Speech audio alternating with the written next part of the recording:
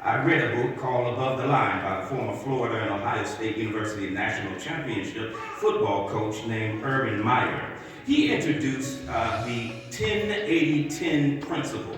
And in the 10-80-10 principle, he said that there were basically three types of people in every group.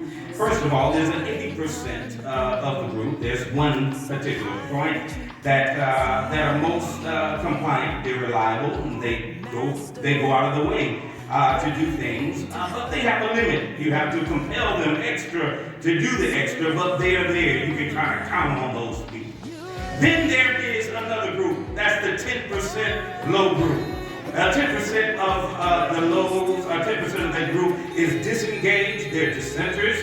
They generally complain about everything. They refuse to leave, and they go to your church of God. I'm sorry. He didn't say that. Number one, he says that those people refuse to move because they, with their attitude, have to prove something to the rest of the group. And number two, maybe they have a fear. They don't want to move because they're afraid to move because their identity has, in some sort of strange way, been tied to the group. And I'll talk about that a little bit later. But then there's the 10%, the third group, which are the elite performers. They are self-disciplined, they are respectful, and will go above and beyond what they are asked to do. They always give more than what they're asked. They always are there more, they stay longer, and they're ready to arrive earlier. So that's the 10% group. Everybody want to be in that 10% group. But then I wanted to summarize both of these strategies and viewpoints and kind of bring them together in the time that I have left. Although in the church, we usually cater to the bottom 10%. Yes, we do.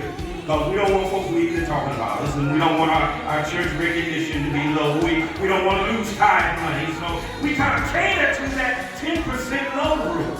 But what we actually should be doing is looking at that 10% high group, because they will actually motivate that other person, that 80%, and the 80% will expand, and the church will begin to grow, because there will be sustainable change as we see it.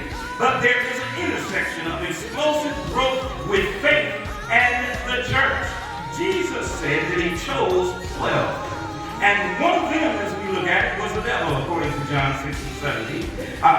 And led by Thomas, most of the disciples doubted. And the one who was really visited by the Lord, named Peter, he kept the sword until the last day that they were together, cussed out a young person, and denied Jesus 3 times